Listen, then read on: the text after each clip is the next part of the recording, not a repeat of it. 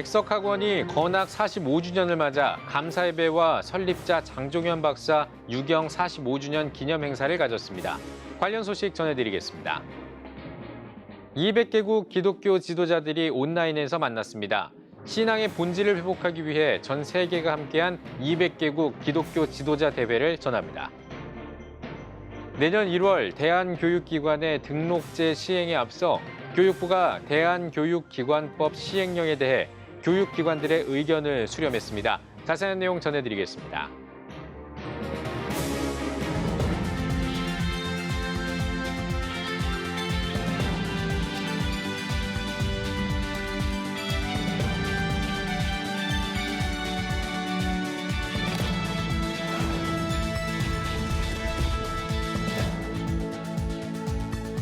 시청자 여러분 안녕하십니까? 11월 3일 CTS 뉴스입니다. 기독교 명문으로 주목받고 있는 백석학원이 설립 45주년을 맞아 축하하는 자리를 마련했습니다. 특별히 설립자인 현 예장 백석총회 총회장이자 백석대학교 총장 장종현 목사의 유경 45주년도 함께 기념했는데요. 백석학원 관계자들은 기독교 대학으로서의 백석의 정신을 지키면서 국내뿐만 아니라 세계 복음화의 마중물이 될 것을 다짐했습니다. 이현지 기자입니다. 1976년 11월 1일 서울 용산의 대한복음신학교로 시작된 백석학원. 1978년 예장합동진리 총회신학교와 1981년 방배동 교사 건축을 거치면서 지금의 백석대학교와 백석예술대학교, 백석문화대와 평생신학대학원 등 4개의 교육기관으로 확대됐습니다. 진리가 너희를 자유케 하리라란 성경 말씀을 토대로 기독교 인재 양성에 매진해온 백석학원. 45년의 세월이 흐른 지금 백석대학교는 14개 학부 57개 전공, 재적 학생 수만 1만 2천여 명에 도달했으며 백석예술대와 백석문화대 학생 수 각각 7천 명에 육박하는 규모의 글로벌 대학으로 성장했습니다. 2021년 대학 브랜드 평판 30위권에 진입하면서 명실상부한 기독교 명문의 길로 진입한 백석학원이 설립 45주년을 기념하기 위한 자리를 마련했습니다. 기념 예배로 진행된 45주년 행사는 공규석 교목본부장의 사회로 천안 캠퍼스와 서울 캠퍼스에서 동시에 진행됐습니다. 설교를 전한 설립자이자 백석대학교 총장 장종현 목사는 지금까지 백석을 인도해 주신 하나님께 감사드린다며 기독교 학교로서의 전도 사명을 강조하면서 기도 성령 운동을 통한 다음 세대 기독 인재 양성에 더욱 힘쓰자고 당부했습니다. 많은 젊은이들이 예수님을 만나서 교회와 민족을 위해서 헌신하는 인재를 배출하는 데 목적이 있다는 것입니다. 날마다 예수 그리스도께서 주신 사명을 잘 감당한다면 우리 대학의 미래는 하나님께서 책임져 주실 것을 저는 확실히 믿습니다. 예장백석 증경총회장 양병희 목사와 부총회장 김진범 목사는 45주년을 함께한 모든 임직원에게 감사를 표했습니다. 특별히 백석동문인 연세중앙교회 윤석전 목사도 참석해 지난 45년의 수고와 발전을 격려했습니다.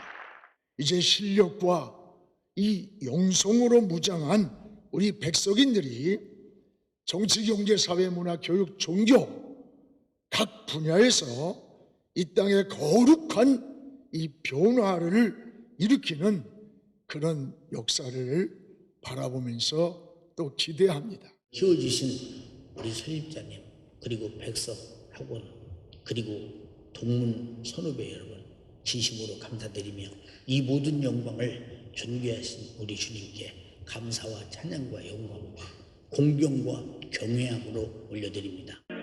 한편 백석학원은 다가올 50주년을 기대하는 비전 선언문을 공유하는 시간도 가졌습니다. 7대 비전문에는 개혁주의 생명신학에 기초한 학원 복음화, 기독교 세계관을 바탕으로 한 인재 양성, 대학의 지속적인 성장을 위한 중장기적인 발전 수립 등이 포함됐습니다. 기념행사는 백석학원의 발전에 기여한 15명의 교수에 대한 공로상 시상과 명예로운 백석인 선정식 등으로 마무리됐습니다. 글로벌 기독인재 양성을 위해 매진하는 백석학원의 45년. 기독교 명문으로서 또 한 번의 도약을 꿈꾸고 있습니다. CTS 뉴스 이현지입니다. 백석학원이 건학 45주년을 맞아 국내는 물론 세계 복음화를 향한 원대한 비전을 선포하고 또 한 번의 시작을 알렸습니다. 그 45년 역사에 빼놓을 수 없는 인물이 있습니다. 바로 백석학원 설립자인 장종현 목사인데요. 교육자이자 또 주의 종으로 백석학원과 함께 해온 장종현 목사를 김덕원 기자가 취재했습니다. 신학은 학문이 아닙니다.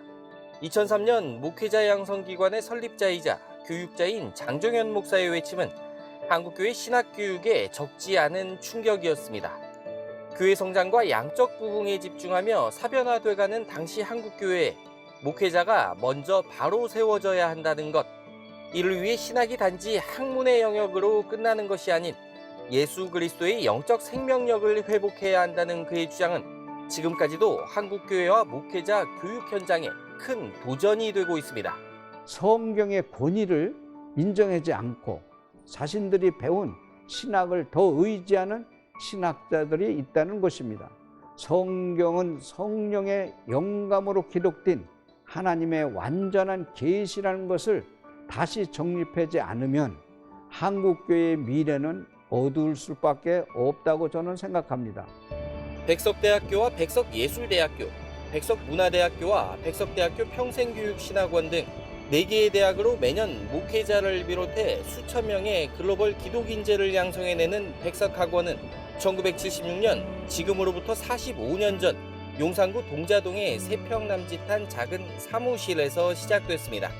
예수 생명의 정신을 강조하며 기독교 정체성을 드러내지 못한다면 차라리 학교 문을 닫겠다는 설립자의 강한 의지는 명실상부한 기독교 명문대학으로서 지금의 백석을 지탱해주는 힘이 되고 있습니다.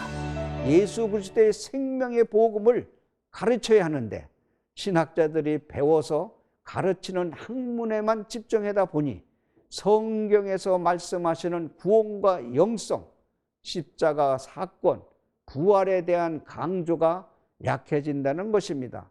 그래서 다시 한번 우리 한국 기독교에서 또 신학교를 운영하는 저를 비롯한 많은 목사님들이 다시 무릎 꿇고 기도하는 신학자를 뽑아서 바른 영적인 지도자를 길러냈으면 우리 한국교회가 밝아질 거라고 저는 확실히 믿습니다.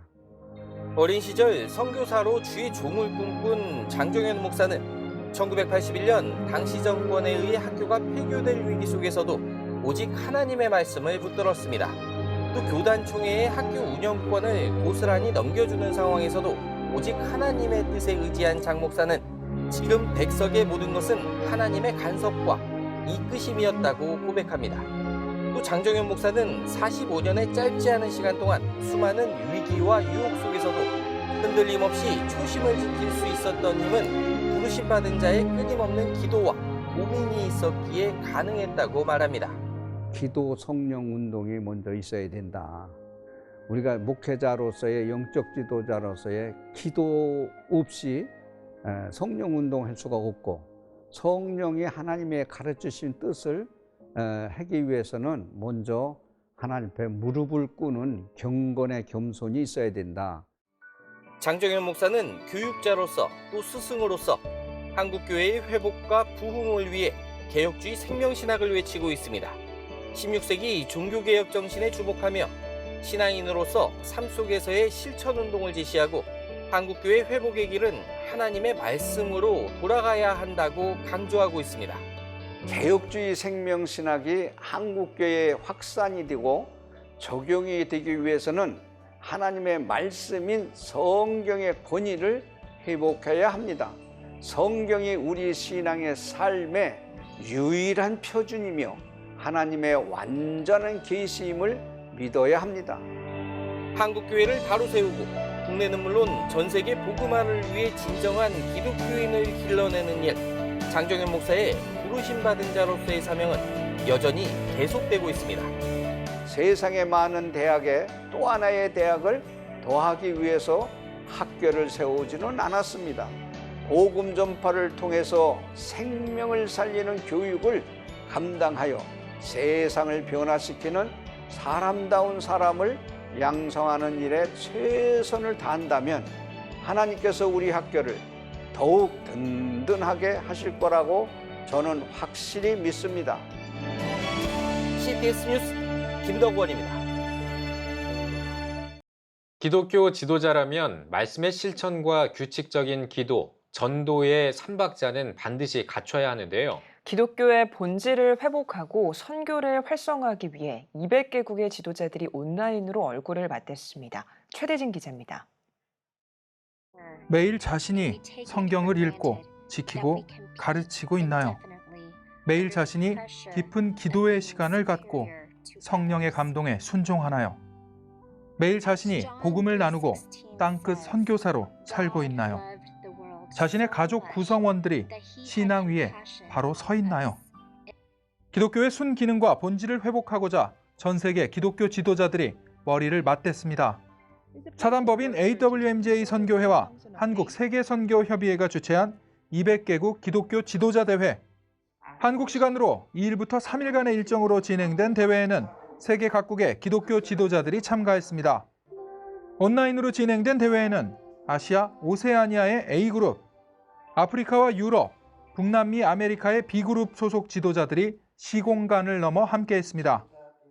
교회의 본질과 순기능을 회복하는 지혜를 모아서 세계 교회가 교회의 본질과 순기능이 회복되고 실천하게 해야 되겠다는 강한 도전을 받아서 이 대회를 개최하게 되었습니다.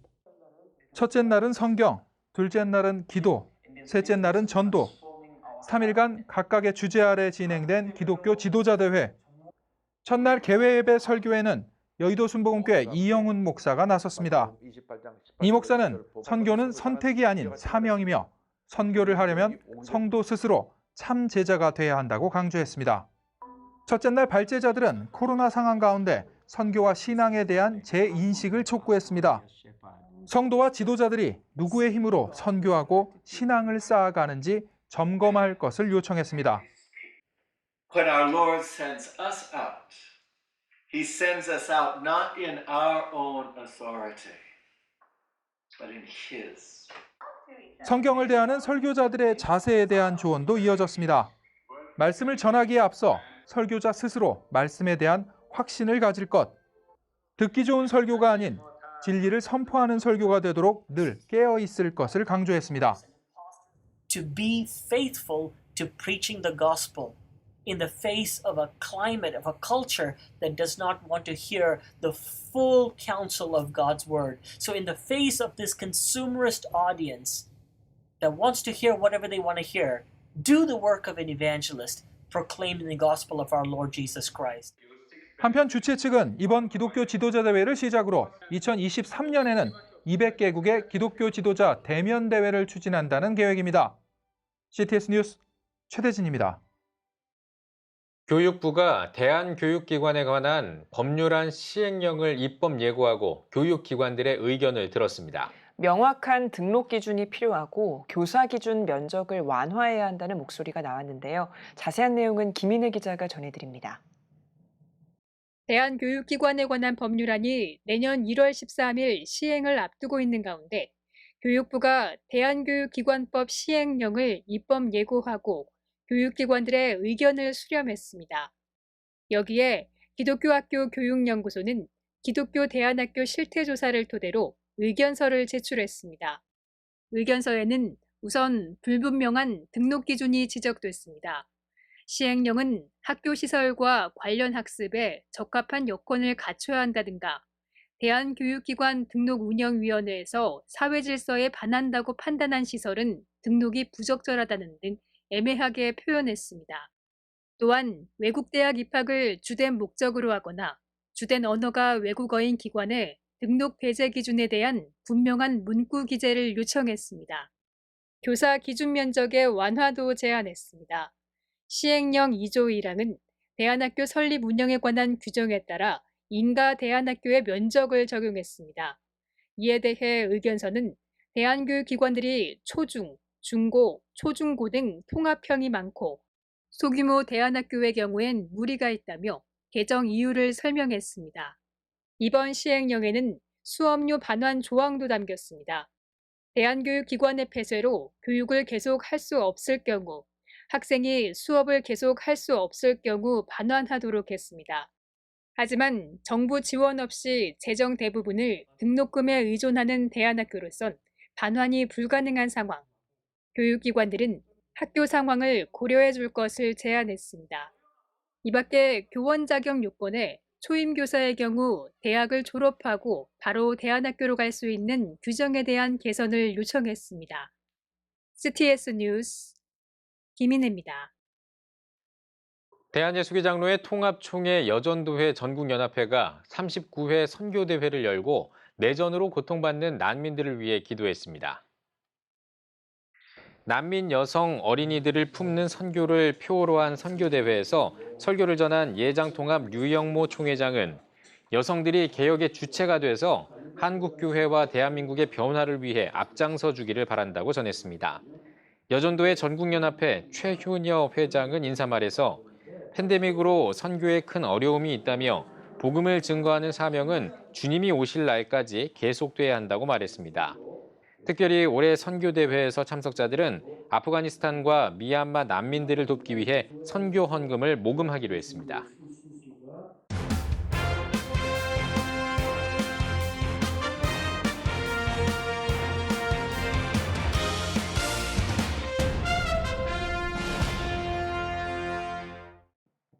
전국 각지역별 네트워크 뉴스입니다.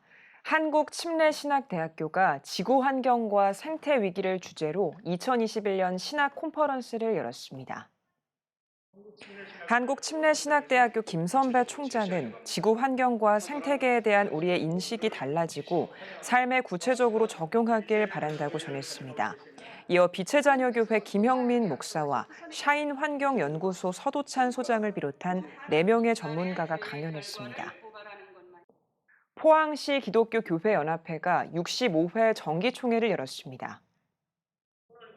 말씀을 전한 직전 회장 담비교회 안순모 목사는 세상 사람들과 구별되는 삶과 언행을 통해 하나님의 나라와 주의 뜻을 이루는 참석자들이 되길 바란다고 말했습니다. 이어진 정기총회에서는 신임 회장으로 포항 엘림교회 유원식 목사를 위촉했습니다.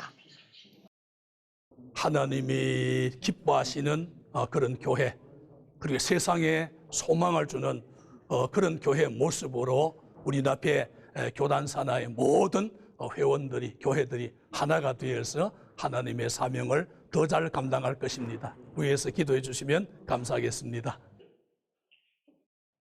광주 장로 찬양단이 창립 29주년을 기념해 제27회 정기연주회를 개최했습니다. 이날 연주회에서는 주의 반석, 은혜의 강가로 등 다양한 성가곡을 선보이고 특별 순서로 첼리스트 김재준과 피아니스트 이유정, 윤앙상블이 출연해 다채로움을 더했습니다. 광주 장로 찬양단은 지난 1992년에 창단돼 국가조찬기도회, 3.1절 기념예배 등에서 연주를 통해 찬양으로 복음 전파에 앞장서고 있습니다. 광주광역시 장로교회 협의회가 제11회 504주년 종교개혁 기념 연합예배를 드렸습니다. 설교를 전한 파리 선안 장로교회 성원용 목사는 믿음의 본질인 하나님만 바라본다면 21세기 새로운 종교개혁을 이룰 수 있기에 기도하며 나아가자고 말했습니다. 참석자들은 뉴 노멀 시대의 예배 회복과 차별금지법 전면 폐지, 출산 장려를 위해 합심해 기도했습니다. 목포 양동 제1교회가 성도들이 2년에 걸쳐 완성한 성경 필사노트와 다양한 예술작품을 선보인 전시회를 열었습니다. 양동 제1교회 곽군용 목사는 성경 필사는 예수님을 믿고 거듭나는 과정에서 삶을 변화시키는 기적을 만들어낸다며 필사 과정에서 경험한 신앙 성숙을 나눴습니다. 전시회에는 성경 필사노트 외에도 양동 제1교회 예술인 사역부의 사진과 서예, 서양화 등 100여 점의 작품이 마련됐습니다. 한국복음주의 영성협회가 한국기독교사 이권을 편찬하고 출판 기념회를 열었습니다.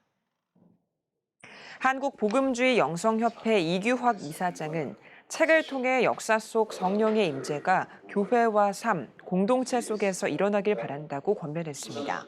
1권에 이어 2권을 저술한 김명구 박사는 2권은 한국 근현대사와 기독교의 상관성을 중점으로 저술했다며 복음의 역할을 재확인하고 확장하는 일이 계속 이어지길 소망한다고 전했습니다. 이어 현대기독교연구소 박명수 박사, 한국학술연구원 함재봉 박사의 논찬이 진행됐습니다.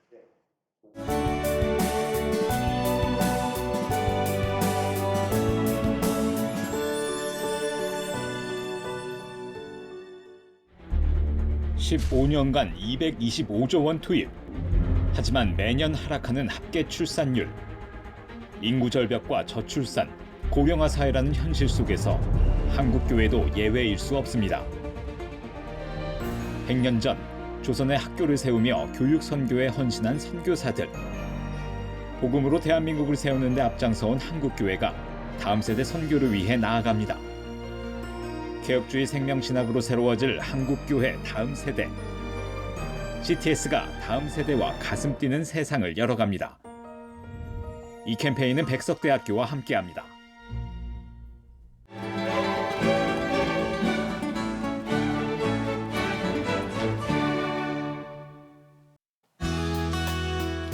내일은 전국이 대체로 맑겠습니다.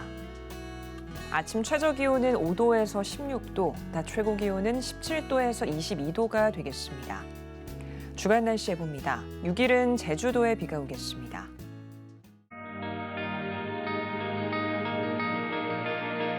백만인 기도운동에 새롭게 참여하신 분들입니다.